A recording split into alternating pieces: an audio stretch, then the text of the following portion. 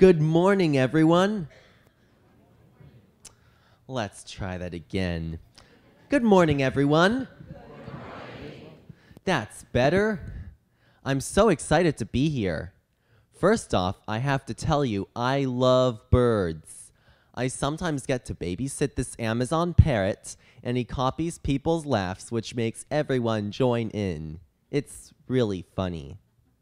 So, my presentation is called Benjamin Breaking Barriers. I've been working to move beyond the barriers and challenges of autism ever since I was a toddler. And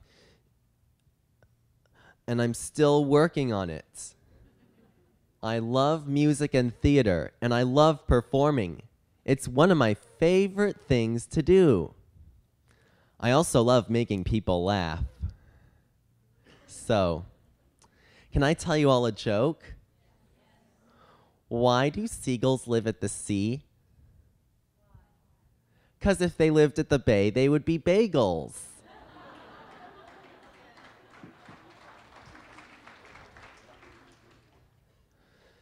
Anyway, when I was in middle school, I had a chance to talk about having autism with my class. One of my teachers thought this might help me with some bullying issues that were going on. Sharing openly and repeatedly about my differences and showing kids my talents has helped make me less of a target. In fact, over time, it has made me a role model. When I transitioned to high school, my autism presented new problems like panic attacks, tics, and terrible OCD, which took me over and often made life unbearable. I couldn't even be in theater anymore because I never knew when I'd have one of these episodes. They made it impossible to function. That's part of the show. Yeah. No, really, I just have a cold. Yeah, anyway, life was black then, but somehow my mom helped me get back on stage by creating my very own autism presentations. Since then, my confidence has returned, and now my story helps encourage people to overcome their own life challenges, to be strong and not give up. I'm helping make the world a better place with more compassion and understanding. And I'm working on inspiring peers to become autism therapists because so many kids are being diagnosed nowadays. So, here is my story, the condensed Reader's Digest version. My mom says I was a very happy, cuddly, social baby with great eye contact and a joyful personality. However, this started changing after I was a year old. I didn't look at people anymore, and although I developed a little language at 15 months, within a few weeks, my first words just faded away. Then, I was either silent or screeching, and gradually, various obsessive behaviors began taking over. I was constantly spinning objects, flapping, rocking, banging my head, and so on. Eventually, when Children's Hospital in San Diego diagnosed me with autism at age 2, I was completely silent and sad, and my mom felt I was far away, lost within myself. With some guidance, my mom started working therapeutically with me all day, every day, always focusing on a heart-to-heart connection and a feeling of joy, searching for what might motivate me. I know this because I actually remember so much from when I was little, especially the songs and games. And whatever I don't remember, I've read about in my mom's book describing our journey. It's all about keeping up hope and reaching for the stars. My mom also used behavioral principles for teaching me language and figuring out how I could best learn.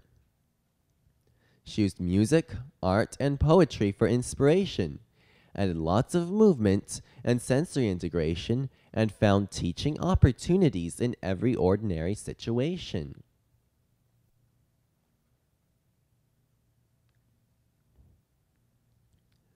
We practiced skills constantly for years. makes me think of this famous African gray parrot named Alex, who first learned to talk by imitating. However, a researcher of animal intelligence worked with Alex for at least 8 hours a day and eventually proved that the bird could think and reason. Alex's brain developed in unexpected and amazing ways because of continuous interaction and playful stimulation. That's exactly how my mom's dedicated work with me has kept my brain developing in spite of autism. I've been exposed to dozens of therapies. In addition to holistic interventions and body work, I've also had lots of biochemical testing with various treatments following, based on the results. I needed chelation therapy because of sky-high mercury levels, and my diet has always been carefully controlled. And yeah, my mom spends a lot of time cooking. She even brought pots and pans with her to Kansas City. And the first thing we did after getting here is to buy basic ingredients at Whole Foods. My mom is a professional musician, and she's always made violin a huge part of my therapy because it takes so much focus and concentration. I started before age 3, and since middle school, I've played in the top-level youth symphony back home. I also sing in my school's top choir and have performed solos with my a cappella quartet. When I was in elementary school, my mom started involving me in drama and puppet theater because that can be like therapy. You get to keep practicing lines and body language over and over. Even now, outside of rehearsals, my mom drills me on my lines while we go walking. That's really integrating, memorizing while moving around. From my heart, I love music, dance, and drama. The performing arts have nourished my soul and spirit while also being therapeutic activities for me. Along with making music and acting, I've taken advantage of a cool splinter skill. I can easily talk in spoonerisms. That's when you switch consonants and words around to make funny new meanings. It's almost like speaking in a different language. You're leaking in a spiffrent language. You're kitching your swansonants and whirning your turds. Doesn't that make your brain hurt?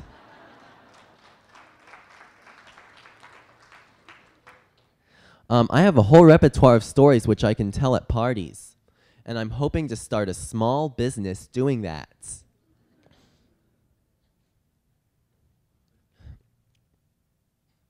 In spite of all the work I've done over the years, I still have to deal with autism challenges every day. My language still hitches, and social cues can escape me. I don't notice when I start hopping around, and it's a constant struggle to get focused. Plus, the fixations and tics that I experience make everything even harder. So, having supportive friends who care is one of the most important things in my life, especially because I love socializing and being with people. That's my greatest source of joy.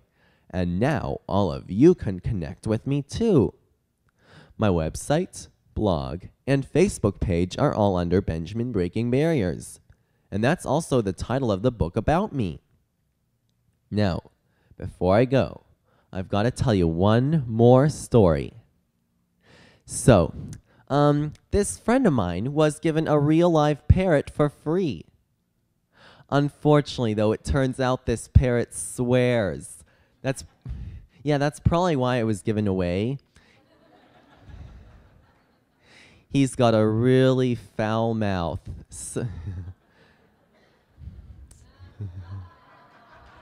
So, she tried different solutions to train him not to swear, including squirting him with water, putting a sheet over his cage, and yelling at him.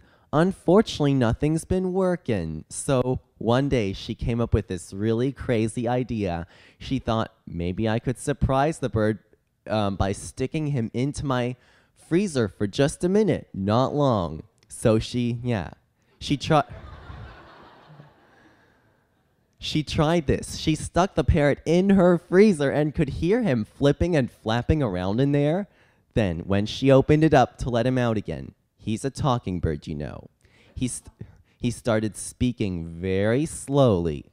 He said, "I will not swear."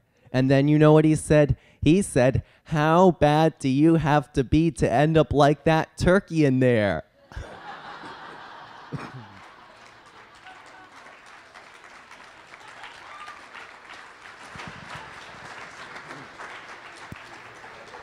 Thank you.